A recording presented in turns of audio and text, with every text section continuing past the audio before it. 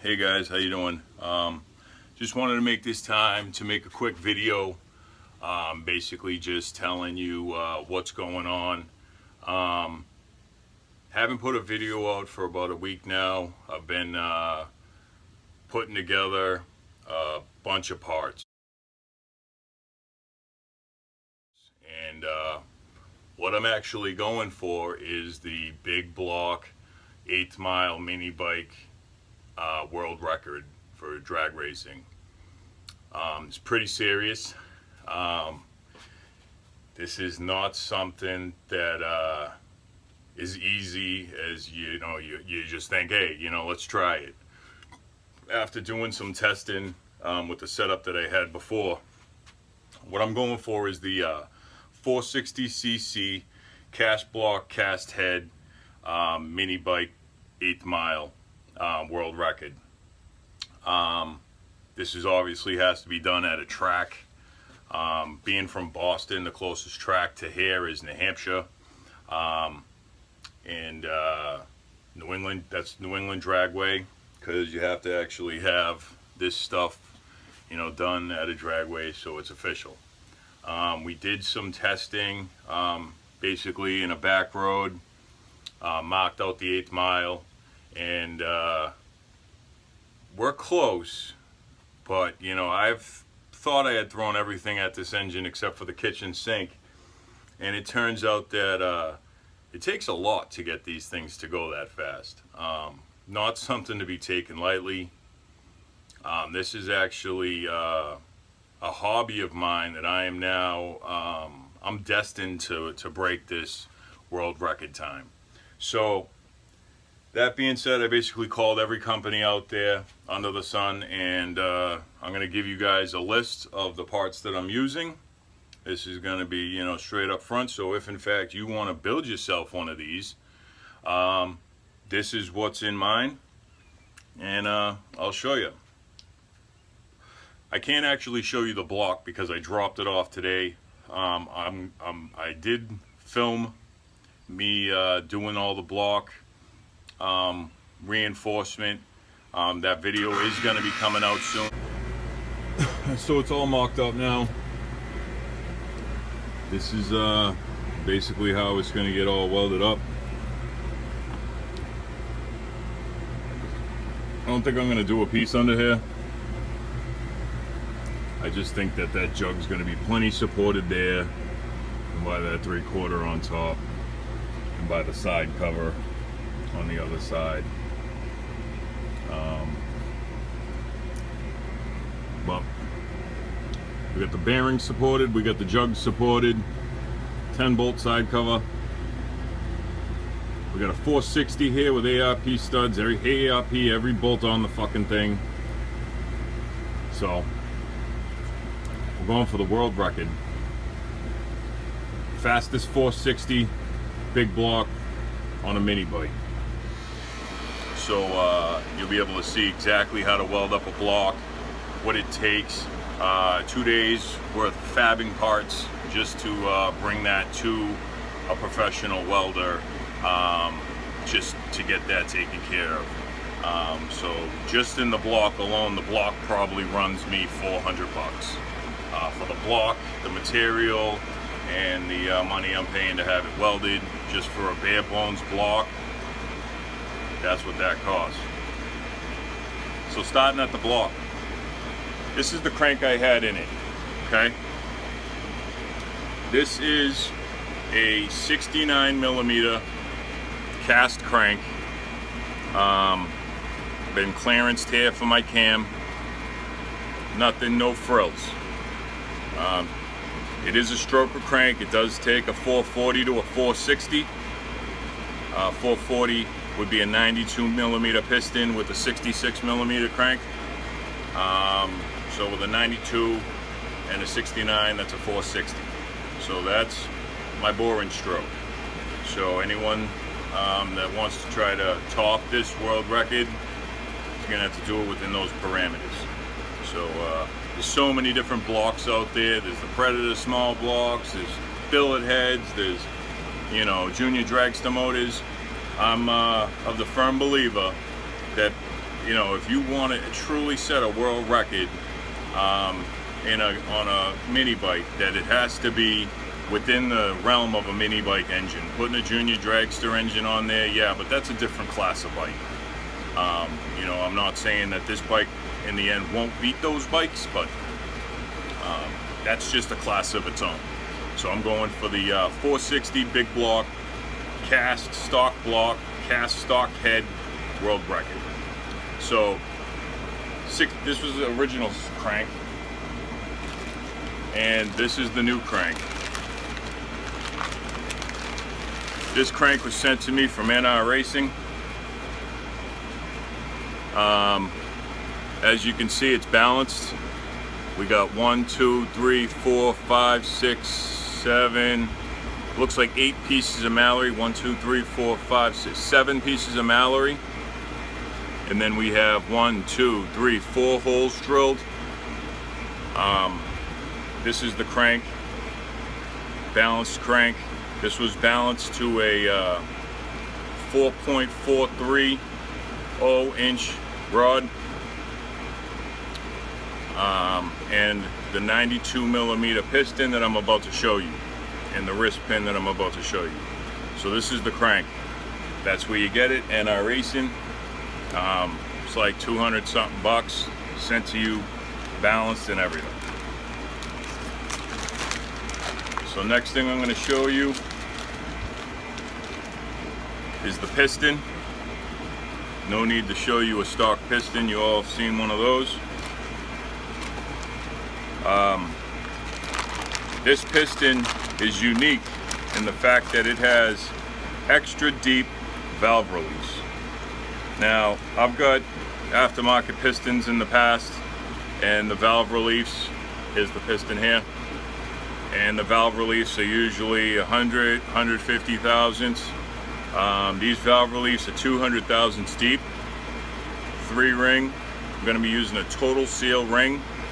This piston was 100 and I forget, maybe 70 bucks, 60 bucks, 50, 150 bucks, call it at the low side. It's a billet piston. It weighs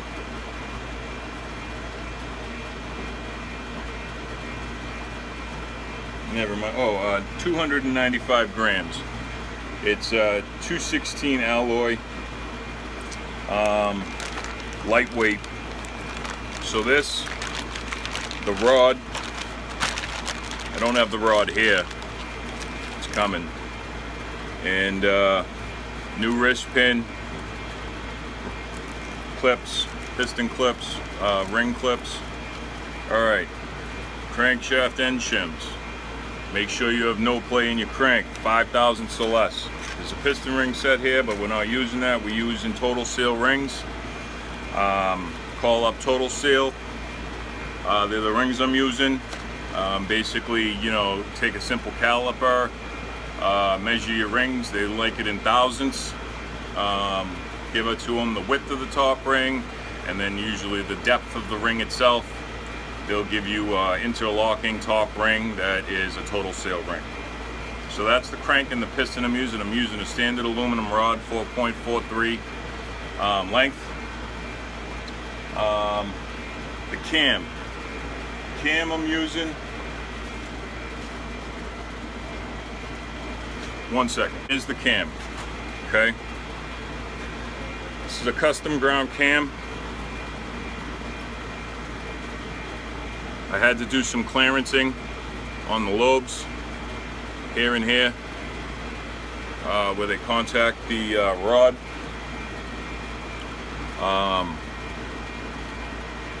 Just make sure you clearance your cam when you install it into the engine. You can get arbor shaft shims. Go on Amazon, get arbor shaft shims. 16 millimeter, I believe. The closest size you might be able to find. Maybe 5/8 is close. You might have to clearance them, make them a little bit bigger. But arbor shaft shims, side to side movement on the cam. You don't want any play, crank end play. You don't want anything like that. 5 thousandths or less. So shim your cam, shim your crank, boom. This is the cam I'm using. This is a 335 grind cam. It's custom ground on a 107 lobe separation angle. That uses exhaust scavenging. Okay, there's your cam. Let's talk about the head. The head's a huge part of this build, a huge part of this engine. Okay? So here's my head. This is the head that's going to be going on this engine. Okay? So obviously, as you can see here, it's just your standard 1.25 inside diameter wrap muffler. It's not going to have the muffler wrapping header. 1.25 wrap RAPP inside diameter 3-stage header. It's not going to have the muffler on. This is just so I can start it up without getting the cops called on me at my house. 3-to-1 ratio. Gauge roller rockers. The blue ones, not the black Venom. You know, you don't really need those. Brisk, let's not even talk about the plug yet, that's its own topic. We have, this is a 32 millimeter intake. You want these as short as possible. Longer, bad, shorter, more top end. Longer, more torque, shorter, more top end. The wall thickness here was about 40 thousandths longer on each end. I bored this out from, I don't know if you could see the marks in there. I took this out to a it was 32, I took it out to a 34, and that goes all the way down to the bottom of the intake valve. Now, if you look at the shape of the combustion chamber, there's a couple key points that you need to notice about this, because this head was flow tested for about $500 worth of flow testing.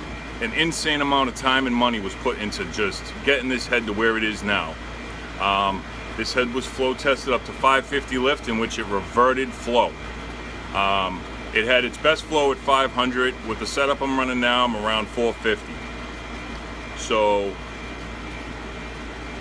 this is the head, that shape. Now there's one key thing about the shape of this head that is make it or break it. I need something to point with. I'm going to use this pen instead of that pair of scissors. Now, if you can see right in here, you see around the valve how there's a flat area here? You see over here how it just slants straight down all the way to the piston? That's how it's going to come. What you need to do is, you can see the seat ends about here. The seat ends about here.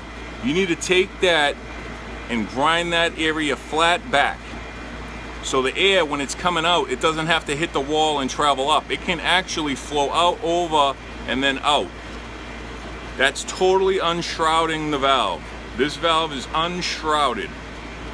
Another main thing you have to do, obviously, if you're trying to break a world record, is have this head welded up. All in here is usually open. All up here is usually open. This is a 20cc head, 22cc combustion chamber with spark plug and valves in it. This is a 38, this is a 35. This valve combination, you need 70% exhaust flow to intake. So if you need the right ratio. You don't want to go and put a 40 in and leave the 31. That's a bad intake to exhaust ratio. 38, 35, absolute best, flow tested. I've done other heads before where I put the 40. There's a reason I'm running the 38. Run what you want. This is what I found works best for me. Unshroud the valves, scribe your head gasket on, and as you can see here and here, this is taken out right to the edge of the head gasket. Right to the edge. You can see where the piston line is coming in. It's right there.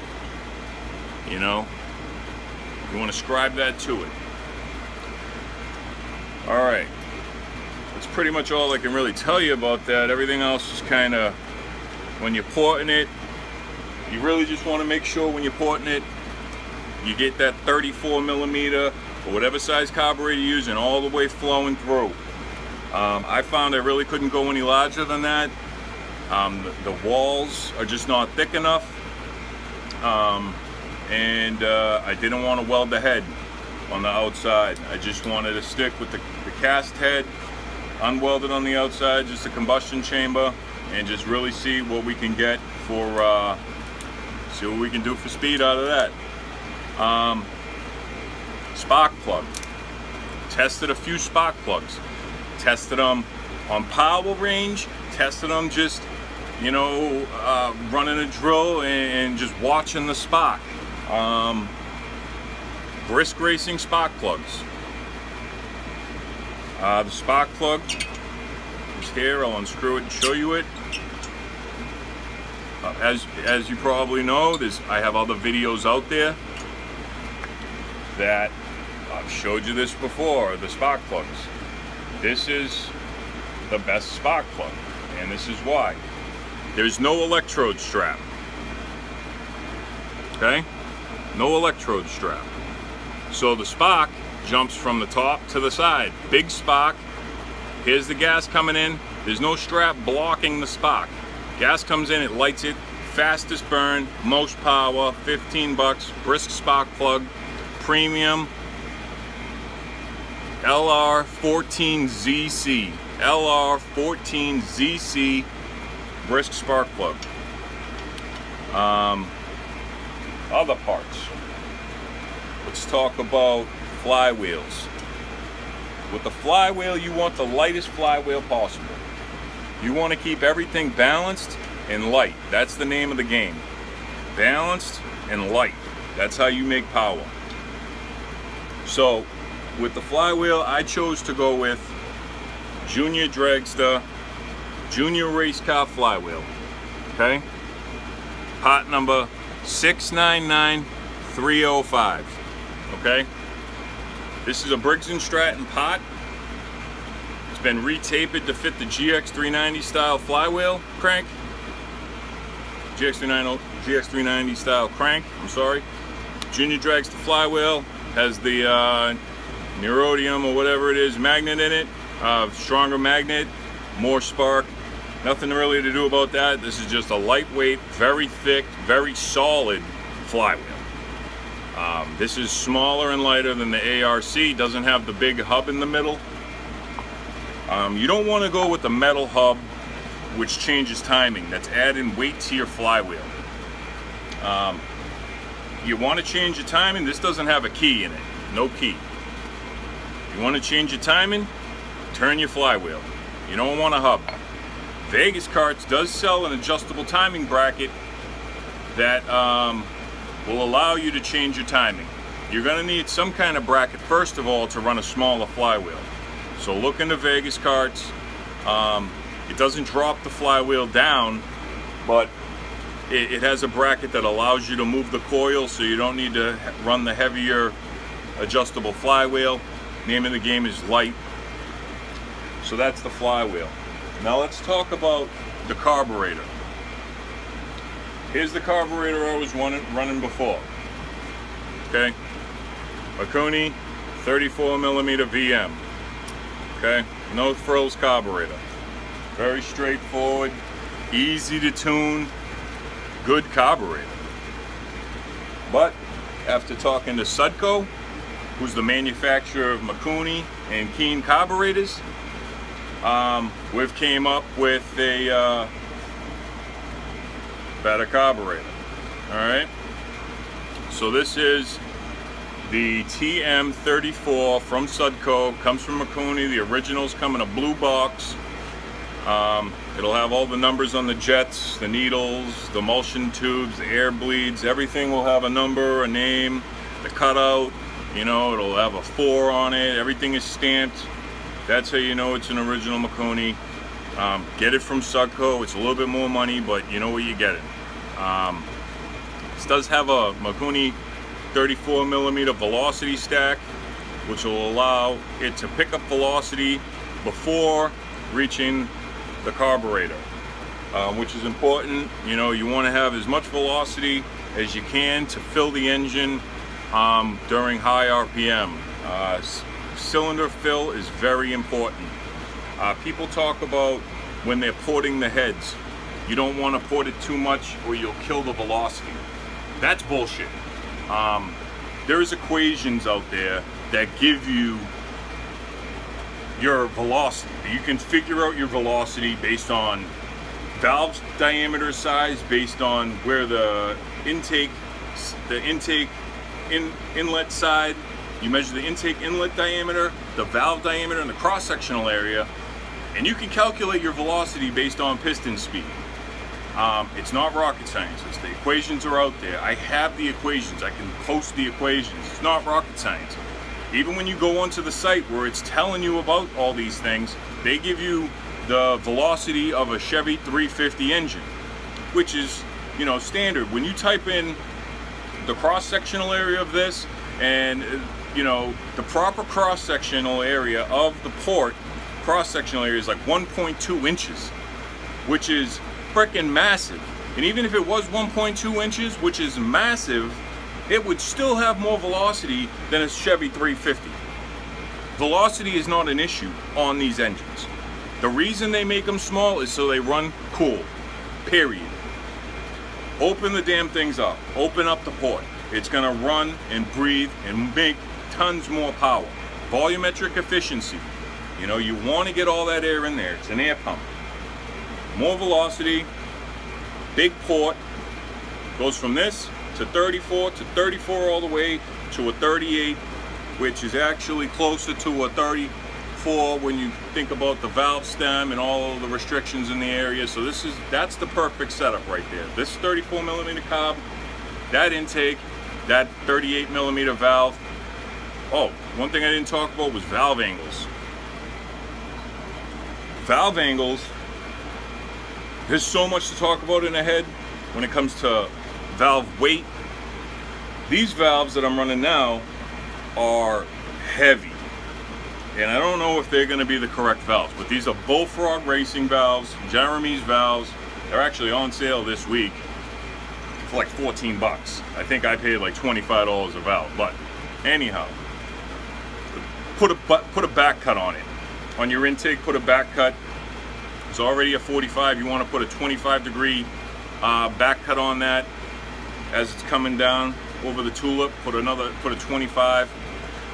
And then on your valve seat, on the intake side, you want to have the foot. I've done a video on this. I'm not going to repeat it again. Watch the other video. This is just redundancy. Okay, we're moving forward.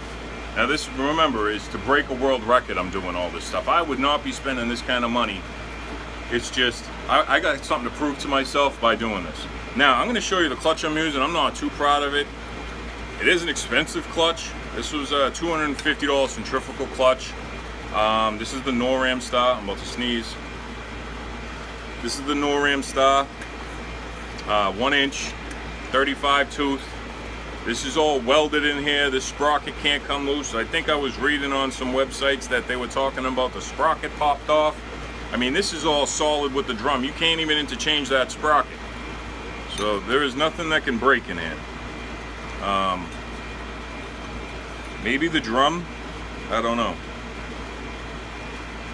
But yeah, so I don't know if I'm going to be going with this. Like I said before in another video, as of today, I was just told that I'm being sent the pots. These are prototype pots. I'm not going to still mention who it is or what they are, but they're going to be a prototype pot that might, let me just say, it might replace this clutch. So to be continued on that. So we've talked about the crank, the piston, the flywheel, the clutch, the carb, the cam, the head, sprockets. Get yourself a large selection of sprockets in different sizes. If you are racing a mini bike, if your mini bike goes over 35 miles an hour, period, you need a steering dampener, period. This could save your damn life. That speed wobble is no joke. It's real. You get it once, you're buying yourself a steering dampener. I got this off of Amazon. I don't know if that's an English part number or if that's in friggin' Greek. It was like 30, 40 bucks, worth every penny. Have to have a steering dampener.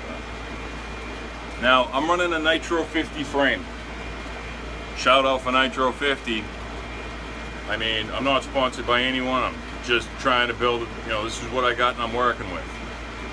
Nitro 50 frame needs reinforcement if you're using a big block. I bought it. It says it's big block ready. It probably is if you're just bolting on a stock big block. But the power that I'm running, it's not going to happen like this. So it did have to go in. I brought it down to friends of mine at Accurate Automotive. They're the ones that did this welding here. They had to shorten this. It used to curve up like here. They had to bring this in so it could sit inside the frame. They're the ones that did the reinforcement on the frame. I'll do another video on that. I'll show you guys about the frame. Right now it just looks ugly. It hasn't been spray painted in primer. It's kind of got some rust on it. I don't feel like showing it. But it's a Nitro 50 frame. I did put big tires on it, but they're going to be taken back off. I put that on just for rideability around.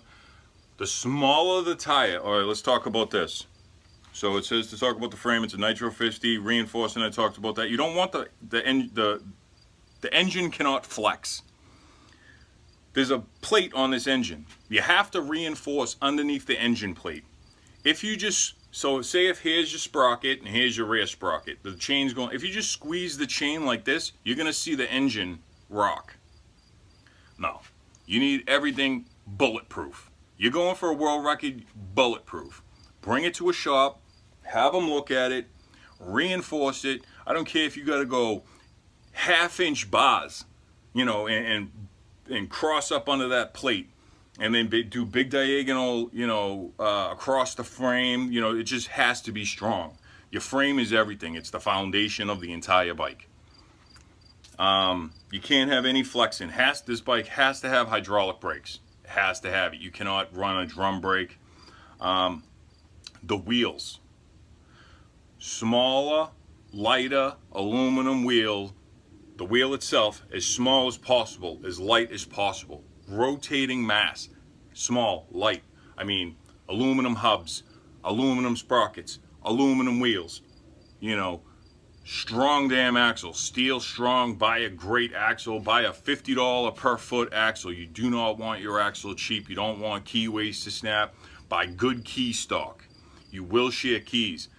Axle locks, 1-inch axle locks. Lock everything everywhere. Lock your sprocket, lock your wheel, lock the ends of it, lock that axle down. All right.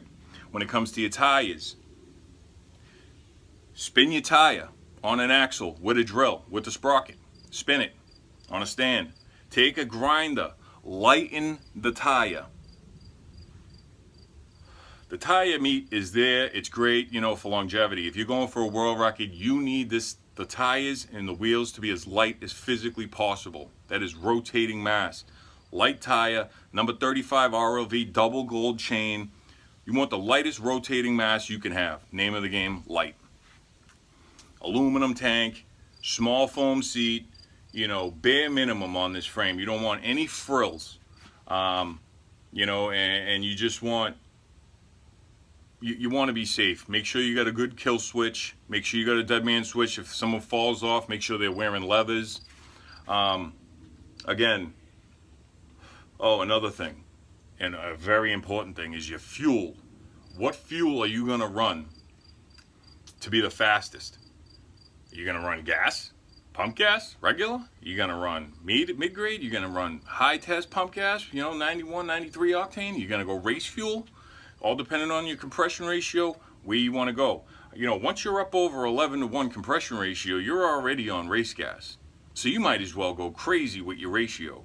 I know me right now, 22cc combustion chamber, you know, I can go from 14 to 16-to-1 to even 18-to-1, depending upon my head gasket thickness. If I put in a 10,000 stick head gasket thickness, I'm at 18-to-1 compression ratio. Think about that. And with this extra deep piston valve release that I got in this custom piston forged, you know, right now the piston reliefs in my old piston were 80 thousandths. Now these are 200 thousandths. Valve clearance is no longer an issue. You can run that piston, you can, as long as you keep piston ahead 30 thousandths, piston to valve 80 thousandths, go nuts. If it blows up, it blows up. Obviously, we're going to be working up to our top ratios, working up to our top fuel. This is going to be a true top fuel dragster. Not a top fuel dragster running on methanol. This fuel is special from VP. Spoke to them on the phone. Ordered a custom blend. This is going to be methanol and water, and it's going to have nitromethane, 12% nitromethane in it. 12% nitromethane is an absolute bang for your buck. I have no clue what I'm going to be running for jetting, no clue what I'm going to be running for timing. I know it's going to be big jets. I know it's going to be a lot of timing. Those things haven't been figured out yet. True Honda coil, set your coil gap good, get it all tested on a dyno, get everything power tested on the dyno, get everything stress tested at your frame shop, everything strong. I know this video's been running on for a half hour. I just wanted to put that out there. That's just what we're doing so far, what we're moving forward with, welded blocks. So that's the buildup. That's what's in my engine. We'll see if it breaks the world record. If not, we're gonna amp up the power. We'll just keep putting more and more power into it every time we go. We're gonna be changing sprockets, changing something. We're gonna go up there with a bunch of sprockets.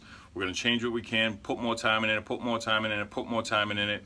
You know, put more jetting, put more jetting. We're just gonna keep going and testing until we break that record. But nothing's stopping us now. We're on our way, and see you soon.